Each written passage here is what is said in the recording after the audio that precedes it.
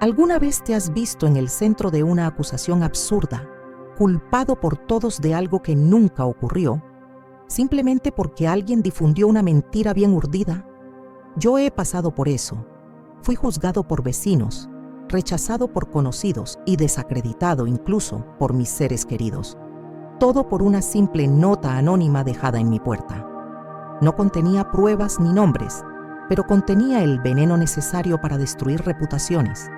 Y fue suficiente para que todos creyeran que tenía las manos manchadas de sangre. Si esta historia ya te puso la piel de gallina, imagina lo que viene después. Suscríbete ahora y dale a me gusta porque tú necesitas escuchar hasta el final. Me llamo Consuelo Martínez. Tengo 68 años, soy viuda desde hace casi una década y vivo sola en una casa sencilla en el barrio El Paraíso de Guadalajara. Durante muchos años me conocieron allí como la señora de los pastelitos de elote, la que bordaba manteles por encargo y la que ayudaba en las celebraciones parroquiales. Nunca imaginé que algún día me convertiría en tema de conversación en los mismos grupos de WhatsApp donde antes compartían elogios para mis empanadas. Pero lo cierto es que la vida tiene maneras crueles y silenciosas de cambiarlo todo de la noche a la mañana. A veces basta con una nota. La mañana que empezó todo, recuerdo haberme despertado temprano como siempre, con el cielo aún nublado y el olor a café impregnando la cocina. Cuando fui a abrir la puerta para ventilar la casa, vi ese papel doblado, justo en el centro del felpudo de la entrada. Me pareció extraño, pero no sospeché nada. Recogí la nota con manos distraídas y, al desdoblarla, sentí un escalofrío recorrerme la espalda. El mensaje, escrito con letras de periódico recortadas y pegadas, simplemente decía: sé lo que hiciste, lo pagarás. Sin firma, sin explicación, solo una amenaza, solo veneno. Me quedé allí, mirando esas palabras sin saber qué significaban, pero algo dentro de mí sabía que no era solo una broma pesada. Al principio, intenté que no me importara. Rompí la nota y la tiré, diciéndome que solo eran cosas de gente con problemas, pero no tardé en cambiar de aspecto. La vecina que antes me pedía azúcar, ahora cruzaba la calle al verme.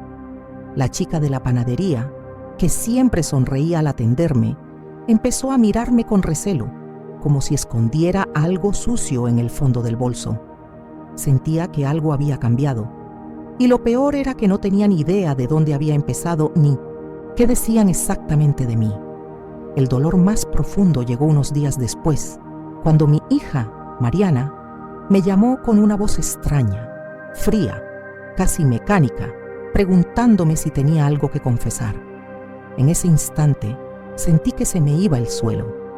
No me explicó de dónde había sacado esa duda, ni me acusó directamente, pero el mero hecho de preguntar fue un golpe cruel.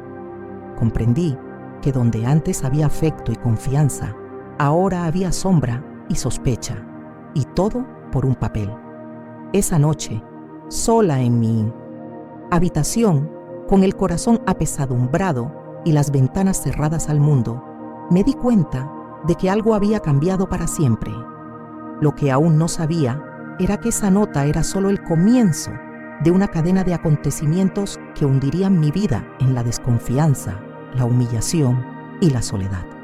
Pero las cosas empeorarían aún más cuando los rumores empezaron a tomar forma y lo que una vez fueron solo sospechas se convertirían en acusaciones.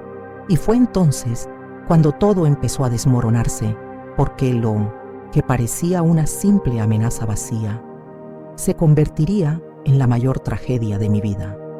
Los días siguientes fueron sofocantes. Seguía intentando comprender el motivo de aquella nota, de dónde provenía tanto veneno y por qué, de repente, la gente me miraba como si se enfrentara a una amenaza. Era como si una densa nube se hubiera posado sobre mi casa y nadie se atreviera a cruzar la verja. Cada mañana me despertaba con el mismo nudo en la garganta y la extraña sensación de que algo peor se avecinaba, incluso sin saber exactamente qué decían de mí. Pero era imposible no fijarme en las miradas de reojo, los susurros apagados tras las ventanas y las puertas que se cerraban demasiado rápido a mi paso. Empecé a notar que las visitas habían cesado por completo. Doña Marta, que venía todos los miércoles para la novena, ya no aparecía. La hermana de la parroquia, que siempre pasaba con 1 o 2 panfletos, ahora se esforzaba por doblar la esquina sin mirarme. Era como si se hubiera decretado una sentencia silenciosa, como si todos hubieran recibido una noticia que yo desconocía, y aún sin saber qué era, todos ya hubieran tomado partido. Y yo, sin posibilidad de defensa, sin siquiera conocer el contenido de la acusación, me encontré sola en un tribunal invisible, donde la única prueba eran los rumores, y el veredicto ya estaba sellado. En la escuela de mi nieto Luisito, las cosas también empezaron a cambiar. Mariana me contó que llegó a casa llorando, diciendo que sus compañeros lo llamaban nieto de un delincuente. Me llamó llorando, desesperada, sin saber qué decirle. Intenté mantener la calma, diciéndole que todo era un malentendido, que pronto todo volvería a la normalidad, pero en el fondo ya no estaba segura de nada. Cuando una mentira se dice muchas veces, se arraiga, toma forma, y aunque la verdad intente salir a la luz, encuentra resistencia, como si ya no tuviera cabida. Empecé a aislarme. Dejé de ir al mercado, de asistir a la misa dominical, incluso el pequeño huerto que regaba cada mañana estaba descuidado.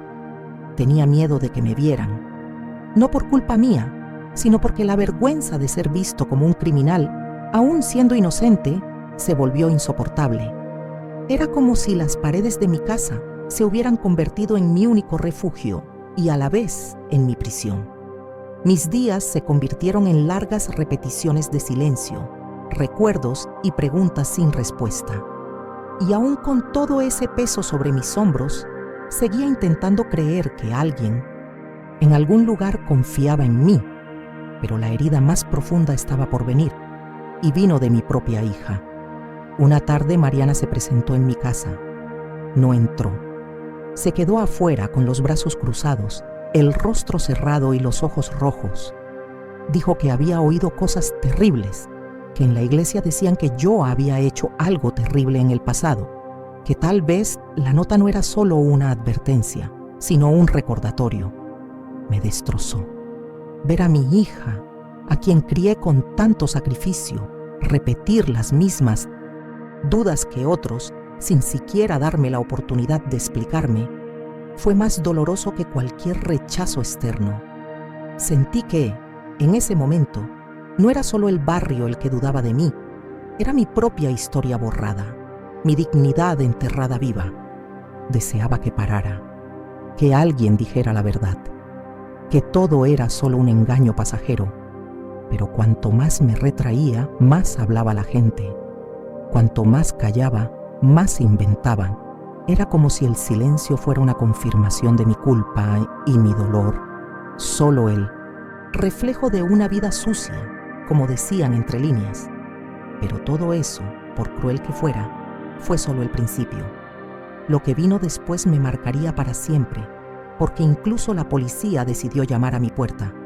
Y fue en ese momento que me di cuenta de que lo que antes era solo un juicio social, ahora se convertiría en persecución oficial. Porque cuando apareció la policía, todo cambió. El día que la policía llamó a mi puerta, estaba sumergida en la masa de pan casera que hacía todos los viernes. Era mi forma de mantener la mente ocupada, de intentar olvidar al menos por unos instantes todo lo que había sucedido en los últimos días. El sonido sordo de los golpes me sobresaltó, y cuando me sequé las manos en el delantal y abrí la puerta, me encontré cara a cara con dos hombres uniformados, serios, con expresiones que no dejaban lugar a la cordialidad. No me dieron las buenas tardes, ni me preguntaron si podían entrar. Simplemente me informaron que habían recibido una pista anónima y necesitaban hacer algunas preguntas. Ignorante de la situación, simplemente accedí. Y así fue como las mentiras se vistieron de uniforme y entraron en mi casa. Registraron la sala, revisaron mi cocina, abrieron el armario del dormitorio y, mientras tanto, me hacían preguntas sin contexto, como si ya tuvieran una respuesta predeterminada y solo buscaran algo que se ajustara a lo que querían oír. Uno de ellos lo anotaba todo en un blog, mientras el otro observaba cada rincón de mi casa con una mirada que mezclaba desprecio y sospecha. Cuando pregunté cuál era la acusación, me dijeron que había una denuncia de que podría estar ocultando pruebas relacionadas con un delito ocurrido cerca. Pero no mencionaron cuál era el delito ni quién era la víctima. Todo era vago, basado en rumores, sin ninguna prueba concreta.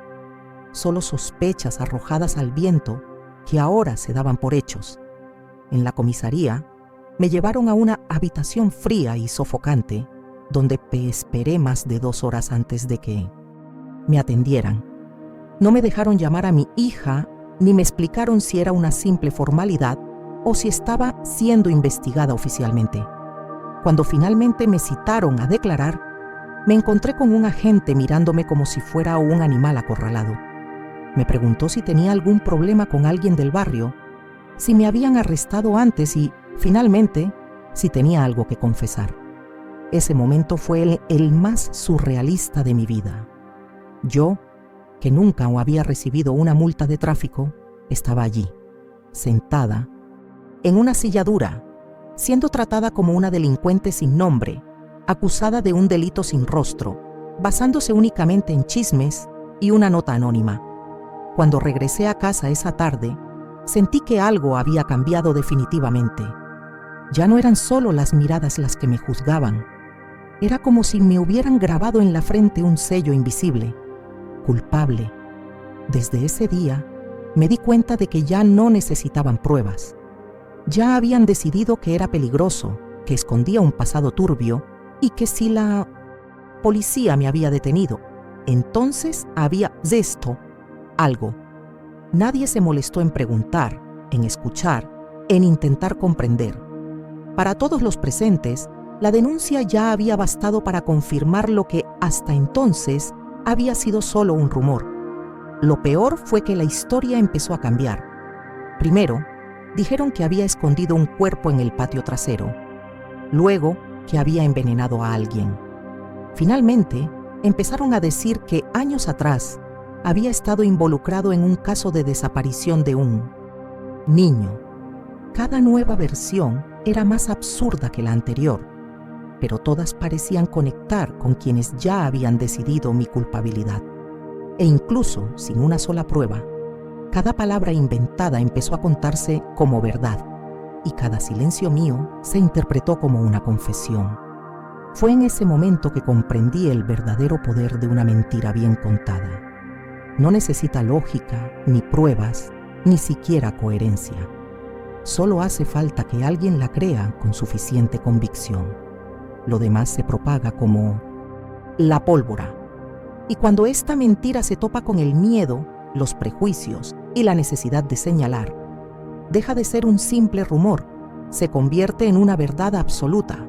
Pero nada, absolutamente nada, pudo prepararme para lo que vendría cuando descubrí que incluso mi propia hermana había comenzado a desconfiar de mí.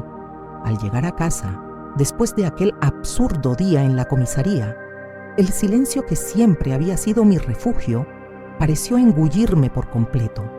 La casa estaba exactamente como la había dejado, pero algo había cambiado en mi interior. Sentí que, en ese instante, algo se había roto, no solo con el barrio, ni solo con mis vecinos, sino con la invisible estructura de confianza que me había sostenido emocionalmente. Ya no había inocencia en mi mirada, y lo peor de todo, ni siquiera mi familia podía ocultar su incomodidad al estar a mi lado. Sabía que cada uno tenía derecho a pensar lo que quisiera, pero nadie tenía derecho a condenar a alguien sin siquiera saber qué estaba pasando realmente. Sin embargo, aún sabiendo esto, era imposible no sentir el agudo dolor del abandono disfrazado de duda. Unos días después de aquella primera visita a la comisaría, la situación empeoró de un modo inimaginable. Era una mañana cálida, el cielo demasiado azul para un día tan sombrío, y yo estaba sentada en el porche, intentando integrar la normalidad en mi rutina. Fue entonces cuando vi un coche negro detenerse lentamente al otro lado de la calle. 2 hombres se bajaron y se acercaron a mi puerta. No eran los mismos de la primera visita. Iban acompañados por una mujer con un portapapeles, vestida de trabajadora social. Aplaudieron con fuerza y anunciaron que estaban allí para una nueva investigación. Afirmaron haber recibido otra llamada anónima, esta vez más específica, sobre indicios de participación en actividades ilícitas dentro de mi casa. No sabía si reír, llorar o simplemente cerrar los ojos y fingir que no era real. Pero, dada la seriedad de su actitud, respiré hondo y les dejé entrar de nuevo. Eran fríos. No me miraron a los ojos. Revolvieron cajones, cajas viejas donde guardaba fotos de mi juventud. Abrieron la despensa y rebuscaron entre la ropa cuidadosamente doblada en el armario. Uno de ellos incluso me preguntó si tenía armas o medicamentos con receta. Respondí con el corazón acelerado que ni siquiera tomaba aspirinas sin receta y mucho menos sustancias sospechosas. La mujer del portapapeles tomó algunas notas y me observó con una expresión extrañamente neutral, como si intentara adivinar si era culpable solo por mi forma de sentarme o de cruzar los brazos. En un momento dado, uno de los agentes encontró una vieja caja de herramientas que perteneció a mi difunto esposo, guardada durante más de 10 años en la trastienda. Cogió el martillo oxidado, lo examinó detenidamente y preguntó, en un tono que parecía casi provocador, si ese era el objeto utilizado. Esa pregunta me dolió de una forma indescriptible. No sabía si intentaba ponerme a prueba o si de verdad creía que había cometido algún tipo de agresión, pero el mero hecho de hacer esa insinuación me dejó en shock. Yo, una mujer que había dedicado su vida a cuidar a los demás, ahora estaba siendo asociada con algo monstruoso, cruel e inhumano. Y lo peor era que ese martillo, oxidado y olvidado, ahora parecía tener más importancia para ellos que toda mi historia, que mis décadas de vida limpia y honestidad. Al final de la inspección, cuando se marcharon sin encontrar absolutamente nada, ni una nota, ni una pista, ni un motivo para semejante persecución, me quedé sentada en la misma silla del porche, mirando la calle vacía, sintiendo como si el mundo hubiera decidido abandonarme. Y por si fuera poco, esa misma tarde, mi hermana mayor, Carmela, me llamó. No era para ver cómo estaba, ni para ofrecerme apoyo, sino para decirme, con voz tensa y decepcionada, que había defraudado el apellido. En ese instante, mi corazón se hizo añicos tan pequeños que ni siquiera sabía si aún tenía fuerzas para seguir luchando contra una culpa que nunca existió. Pero como todo dolor, el mío también tenía raíces, y fue buceando en el silencio de la memoria que comencé a recordar algo que podría explicar toda esta absurda persecución. Un viejo secreto, enterrado durante más de 40 años, y una persona que juró un día vengarse de mí. Esa noche, después de todo lo sucedido, me senté en el borde de la cama, con las manos temblorosas y la mirada perdida en las sombras que se formaban en las paredes del dormitorio. No podía dormir. Mi cabeza daba vueltas con un torbellino de viejos recuerdos, de palabras de enojo pronunciadas en el pasado, de personas que habían pasado por mi vida, dejando heridas que nunca sanaron del todo. Fue en esta inmersión en el silencio que un nombre me vino a la mente con una fuerza que no había sentido en años: Dolores. El viejo amigo con el que rompí lazos hace más de 4 décadas, después de una amarga historia que casi me hizo renunciar a todo en lo que creía. Durante muchos años, Dolores fue una especie de cuñada. Crecimos juntas en la misma calle, compartiendo juguetes, sueños, secretos y las penas de la juventud. Cuando nacieron nuestras hijas con apenas unos meses de diferencia, pensamos que el vínculo entre nosotras se fortalecería aún más, una extensión natural de lo que ya existía. Pero lo que parecía una amistad verdadera se reveló gradualmente como un terreno lleno de envidias disimuladas, disputas silenciosas y comparaciones crueles. Dolores siempre quiso lo que yo tenía, aunque no fuera mucho. Decía que yo era la chica guapa del barrio, que todos me trataban bien porque sabía hacerme la niña buena, mientras que a ella la juzgaban por ser más directa, más auténtica, como le gustaba decir. Nuestra relación empezó a desmoronarse tras un episodio específico que aún recuerdo como uno de los más difíciles de mi vida. Durante una celebración comunitaria, hubo un desacuerdo entre nuestros esposos, algo pequeño y trivial, pero que ella transformó en una tragedia. Dolores acusó a mi esposo de humillar públicamente al suyo, difundiendo versiones distorsionadas de lo sucedido y, para mi consternación, mucha gente le creyó. A partir de ese momento, nuestra relación se convirtió en un campo minado. Me miraba con desprecio, dejaba mensajes a la vista de todos y, finalmente, gritó en plena calle, delante de vecinos y niños: «Algún día pagarás por todo esto que finges no hacer». Quedó como una herida abierta, pero con el tiempo pensé que lo había olvidado. Hoy sé que simplemente esperó. Y lo que más me perturbó al recordarla esa noche fue una coincidencia que ya no me parecía tan inocente: el lenguaje de la nota anónima. Las palabras eran agresivas, secas, pero con una construcción que reconocí. Dolores siempre tenía la costumbre de repetir ciertas expresiones, como «lo pagarás caro» o «las máscaras caen», frases que, curiosamente, estaban ahí, pegadas en letras de revista, como una carta de odio disfrazada de amenaza. Con cada detalle que afloraba a mi memoria, más claro se hacía que el infierno que vivía podría haber sido urdido por alguien que conocía a fondo mi historia, que sabía dónde tocar para herirme y que no dudaría en usarlo como arma.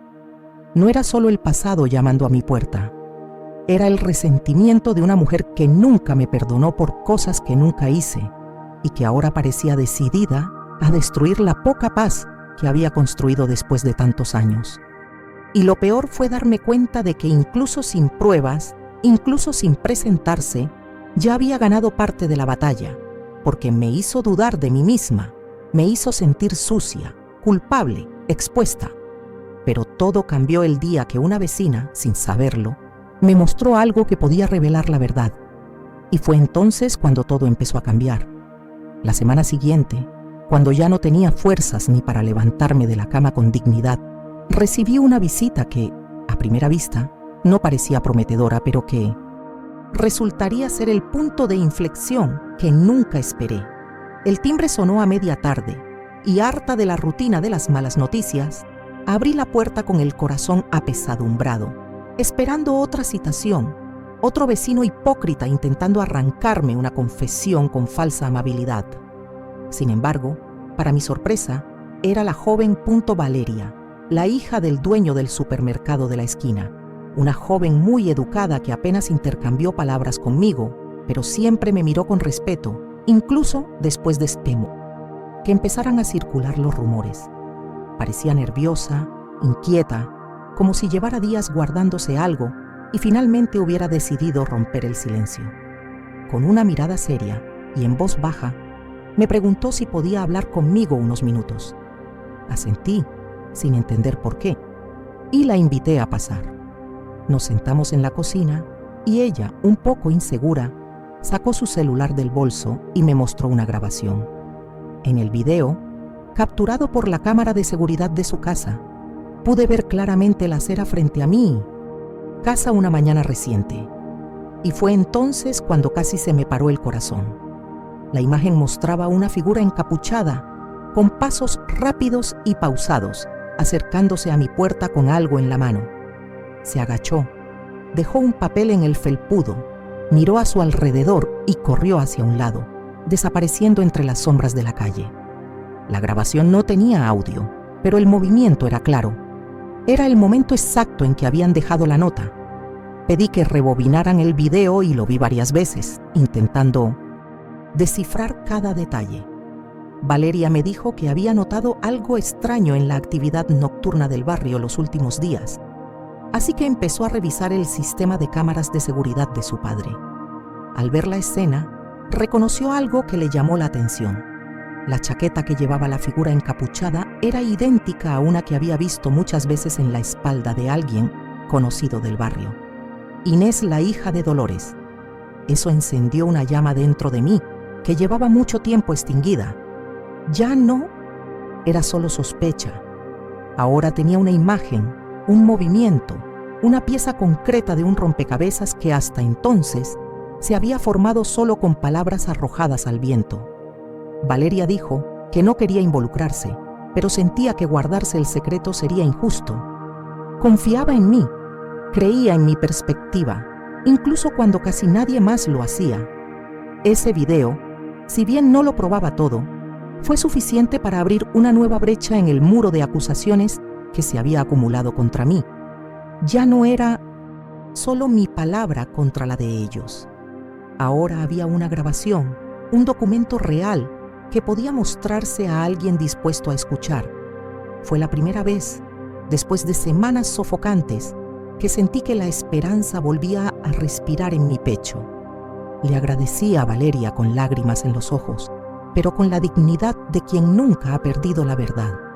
Cuando se fue, me quedé solo en la cocina, con el celular en la mano y el corazón acelerado. Vi el video incontables veces, analizando cada movimiento, cada gesto, cada rasgo que pudiera confirmar mi sospecha. Y cuanto más lo veía, más seguro estaba de que no era un acto aislado. Estaba orquestado. Y la persona detrás de este acto cruel no estaba sola. Si Inés fue quien dejó la nota, ¿quién dio la orden? Esa misma noche, después de que Valeria se fuera y la oscuridad volviera a envolver mi casa, me senté a la mesa con el teléfono delante, mirando la imagen congelada de aquella figura encapuchada que durante tanto tiempo había representado el origen de todo mi sufrimiento. Sabía que eso no bastaba para acusar definitivamente a nadie, pero en el fondo algo me gritaba que esta era la primera grieta en el muro de mentiras que habían construido a mi alrededor.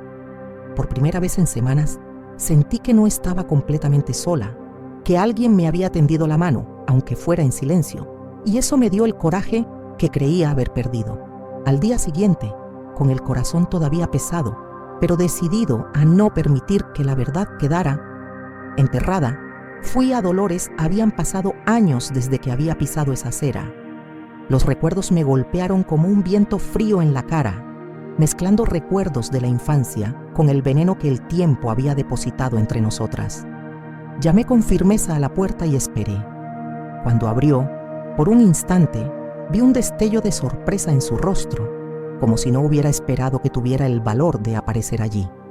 Pero antes de que pudiera decir nada, respiré hondo y le dije que necesitaba hablar sin escándalos, sin gritos, solo ella y yo, como dos mujeres que se conocían demasiado como para seguir fingiendo.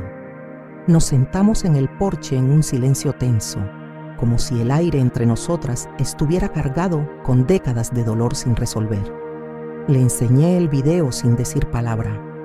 Mientras miraba, sus manos empezaron a temblar levemente y por un breve instante, sus ojos escrutaron el suelo, como si ya no pudiera soportar el peso de la mentira. Le pregunté, sin alzar la voz, si sabía quién era esa persona, y la respuesta llegó en un susurro que transmitía más cansancio que culpa. Era mi hija. No necesitaba nada más. La verdad no llegaba en gritos ni confesiones dramáticas. Llegaba en esa mirada opaca, en esa respiración entrecortada, en ese silencio que lo decía todo, algo que las palabras ya no podían ocultar. Dolores me contó que la idea empezó como una broma amarga, una forma de asustarme, una especie de venganza simbólica por todo lo que creía haber perdido a lo largo de mi vida. Dijo que Inés simplemente ejecutó el plan, pero que la idea surgió de ella, en un momento de ira mezclada con un resentimiento arraigado. Dijo que nunca imaginó que la situación se intensificaría tanto, que nunca pensó que la policía intervendría, que mi hija y mi hermana me darían la espalda. Pero esas excusas, en ese momento, ya no importaban. Ningún arrepentimiento podría borrar el daño que había causado. Me puse de pie con la misma dignidad que traía al entrar. No pedí explicaciones. No exigí una disculpa. La miré a los ojos y le dije solo una frase. Conseguiste lo que querías, pero perdiste mucho más de lo que crees. Y me fui. Atrás, dejé a una mujer derrotada por su propia amargura, sentada entre jarrones rotos y heridas sin resolver. Al volver a casa, encontré a mi hija Mariana esperándome en la puerta. Tenía los ojos hinchados, el rostro visiblemente conmocionado, y antes de que pudiera decir nada, me abrazó fuerte. Dijo que había descubierto la verdad a través de Valeria, que había visto el video y que se avergonzaba de haber dudado de mí. Lloré en su hombro sin decir palabra, porque en ese momento, más que explicaciones, lo que necesitaba era ser aceptada, ser vista como siempre había sido. El dolor no desapareció, las heridas no sanaron de la noche a la mañana, pero en ese instante, algo dentro de mí comenzó a respirar de nuevo. La justicia no llegaba por la ley, sino por la revelación de la verdad. Y aunque aún persistían las cicatrices y las miradas de sospecha, sabía que ahí algo había empezado a sanar. Pero lo más sorprendente estaba por venir, porque durante el funeral del padre de Mariana, algo se dijo en voz baja que lo cambiaría todo una vez más. Después de todo lo que he pasado, después de tantos días en silencio, cargando sobre mis hombros el peso de una culpa que no era mía, comprendí que la mayor prisión a la que alguien puede ser arrojado no tiene barrotes, ni esposas, ni muros altos. La peor prisión es aquella donde el alma queda encerrada por la soledad, por un juicio precipitado, por la desconfianza que surge en los corazones de quienes una vez te amaron. Me acusaron de algo que nunca existió. Me condenaron sin juicio. Perdí amigos, perdí el respeto de mis vecinos, perdí contratos, perdí noches enteras de sueño. Pero lo que más dolió, lo que dejó una cicatriz indeleble, fue perder, aunque fuera temporalmente, la fe que mi hija tenía en mí. Durante muchos años, creí que vivir honestamente era suficiente, que hacer el bien, ser cordial, ayudar a los necesitados, sonreír a quienes te ofenden, bastaría para garantizar una vejez tranquila. Pero aprendí, a las malas, que basta con una mentira, una sola palabra plantada con malicia, para que toda una reputación construida durante décadas se desmorone como papel mojado. Y lo más cruel es que la mayoría de la gente no quiere saber la verdad. Quieren tener razón. Quieren alimentar su sentido de superioridad señalando con el dedo a alguien, a cualquiera, siempre, que no sean ellos mismos. Y cuando se encuentran con alguien frágil, vulnerable, solitario, es como si se sintieran con derecho a destruirlo. Hubo días en que pensé en rendirme, no por cobardía, sino porque mi alma estaba tan agotada que no le encontraba sentido a seguir explicando lo obvio a quienes se negaban a escuchar. El dolor de ser visto como algo que nunca fuiste es mayor que cualquier castigo. Empiezas a preguntarte si vale la pena luchar, si no sería más fácil callarse para siempre, replegarse en uno mismo y aceptar que el mundo es injusto y que algunas historias, por puras que sean, siempre serán manchadas por la mirada ajena. Pero entonces recordé quién era. Recordé a la niña que creció vendiendo dulces con su madre en la plaza, a la joven que perdió a su marido y aún así mantuvo la casa en pie sola, a la madre que nunca dejó que a su hija le faltara nada. Y al recordar esto, algo dentro de mí se levantó. Hoy, al mirar atrás, comprendo que esta historia no es solo mía. ¿Cuántas mujeres, cuántas abuelas, cuántas madres han sido silenciadas a lo largo de los años por rumores, injusticias y acusaciones infundadas? ¿Cuántas han sido olvidadas, abandonadas, incrédulas por algo que escucharon? Mi historia es solo una entre muchas, pero si sirve para abrir los ojos de alguien, para tocar el corazón de quienes una vez juzgaron sin saberlo, entonces quizás mi dolor tuvo algún propósito. Porque no hay sanación completa cuando uno es herido por mentiras, pero sí hay reconstrucción, hay fuerza y hay dignidad. Nadie puede arrebatárnosla por mucho que lo intente. Si has llegado hasta aquí escuchándome, quizás te hayas acordado de alguien, quizás te hayas acordado de ti mismo, quizás lleves dentro un juicio que nunca debiste haber hecho. Y si es así, que esta historia te enseñe que la verdad tiene su tiempo, pero cuando llega, es como la luz de la mañana filtrándose por la rendija de una ventana olvidada. No hay forma de fingir que no está ahí. Y aunque la justicia no siempre llega cuando la deseamos, llega. Y cuando llega, no grita, no busca venganza, no se impone. Simplemente se muestra. Y el mundo entero, aunque sea en silencio, se ve obligado a verla.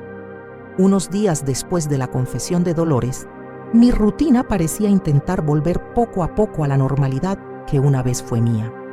Aún había miradas de reojo en las aceras, aún había quienes susurraban mi nombre con veneno en los dientes, pero también abrazos sinceros, disculpas inesperadas y gestos de cariño que nunca imaginé que volvería a recibir. Mariana empezó a visitarme con frecuencia, siempre con lágrimas en los ojos, y esa sonrisa tímida de quien sabe que se ha equivocado, pero intenta enmendarlo. Luisito volvió a jugar en el patio, como si nada hubiera pasado. Y esa fue quizás la mayor victoria de todas. Ver a mi nieto correr entre las plantas, sin miedo, sin vergüenza, sin la carga de la duda sobre quién era su abuela, fue un alivio indescriptible. Sin embargo, como las vidas suelen enseñar a quienes viven lo suficiente, siempre hay más capas ocultas incluso tras la aparente calma. Durante el funeral del padre de Mariana, mi ex esposo, quien falleció repentinamente tras años de separación, una conversación susurrada entre dos familiares me llamó la atención. Sentada en la banca de la iglesia, en respetuoso silencio, escuché claramente que alguien mencionó que todo lo que le pasó a Consuelo podría no haber sido solo por culpa de su amiga. Mi corazón, ya herido, dio un vuelco. Intenté fingir que no lo había oído, intenté concentrarme en la misa, pero esas palabras resonaron con fuerza en mi mente. Después de la ceremonia, me acerqué discretamente a mi prima Francisca, que estaba entre los murmullos, y le pregunté sin rodeos si necesitaba saber algo. Dudó un momento, respiró hondo, me miró a los ojos y me contó que años atrás el padre de Mariana había estado involucrado en un fraude a la seguridad social. En aquel entonces, dijo, algunas personas de la comunidad estaban involucradas, pero mi nombre se usó como fachada para abrir una cuenta que en realidad nunca existió. Aunque el caso nunca se llevó a cabo, el rumor se extendió entre bastidores y muchos creyeron que yo sabía y aceptaron, aunque solo fuera por conveniencia, esa implicación. Fue entonces cuando la historia empezó a tener aún más sentido. Esa nota, la denuncia anónima, la movilización vecinal, quizá fue un ajuste de cuentas tardío. Quizás la historia con Dolores fue solo el detonante, pero la raíz del problema venía de muy atrás, de un pasado que ni siquiera sabía que me involucraba. Estaba en shock. Todo lo que creía resuelto se hizo añicos ante mí. Una vez más, me vi arrojado a la incertidumbre de una narrativa que otros habían escrito en mi nombre. Y fue en ese momento que comprendí una verdad brutal. Las mentiras son como un virus. Una vez propagadas, encuentran nuevos cuerpos que infectar, nuevas bocas que las inhalen y nuevos corazones lo suficientemente frágiles como para acogerlas como verdad. Y lo más aterrador es que incluso cuando se revela parte de la verdad, ya se han plantado otras versiones, y la vida, para quienes la experimentan, se convierte en una eterna reconstrucción. Pero si algo he aprendido de todo esto, es que la verdad siempre deja huella. Puede llevar tiempo, puede ser difícil, incluso puede parecer que nunca llegará. Pero cuando insistes en mantenerte firme, cuando no te rindes ante el peso de lo que han inventado sobre ti, empieza a emerger en ojos que vuelven a mirar con respeto, en puertas que se abren de nuevo, en abrazos que reconfortan incluso después de tanto frío. Y, sobre todo, en historias como esta, que llegan a personas como tú, que me escuchan ahora. Si has seguido esta historia hasta aquí, es porque algo muy dentro de ti la sintió. Quizás te conmovió, quizás te indignó, quizás te identificaste, quizás conoces a alguien que haya vivido algo similar. Y por eso te invito, con el corazón abierto, a suscribirte a este canal. Aquí, cada historia que contamos no es solo entretenimiento. Es una forma de dar voz a quienes han sido silenciados, de restaurar la dignidad de quienes han sido pisoteados, de mostrarle al mundo que el dolor no debe ocultarse, debe contarse, compartirse y aceptarse. Al suscribirte no solo ves videos, te unes a una comunidad que escucha, que siente, que respeta la verdad detrás de cada historia. Y más que eso, también me ayudas a seguir contando estas historias. Historias que podrían ser tuyas, de tu madre, de tu abuela, de tu vecino. Historias que trascienden generaciones y fronteras y que llegan donde nadie más quiere llegar. Así que no te vayas sin suscribirte. Activa la campanita, dale me gusta a este video y deja un comentario sobre cómo te conmovió esta historia. Tu comentario podría ser un puente para alguien que esté pasando por lo mismo y necesite saber que no está solo. Y si todo esto te pareció fuerte, prepara tu corazón para la siguiente historia, porque la historia de Donna Teresa, quien fue arrestada como líder de una pandilla simplemente por haber recibido una visita indebida en su casa, te conmoverá aún más. No sabía lo que estaba pasando. Se la llevaron esposada frente a sus nietos y hasta el día de hoy lucha por demostrar su inocencia. Lo que le hicieron fue más allá de la humillación pública y necesitas ver con tus propios ojos lo que revelaron en el juicio. Haz clic aquí para ver el próximo episodio ahora. Y recuerda, cada historia tiene dos caras, pero el dolor cuando es real no necesita justificación, solo necesita ser escuchado.